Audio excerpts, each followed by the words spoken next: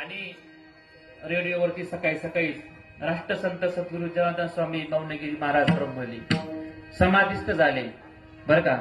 चिव चिव करीत पाखरे गेली त दूर दूर, चिव चिव करीत पाखरे गेली त दूर दूर, वेली आणि फुलांचा गेला निघून नूर नूर, गेला महामुनी जगाचा अश्रूंनी दाटे पुर.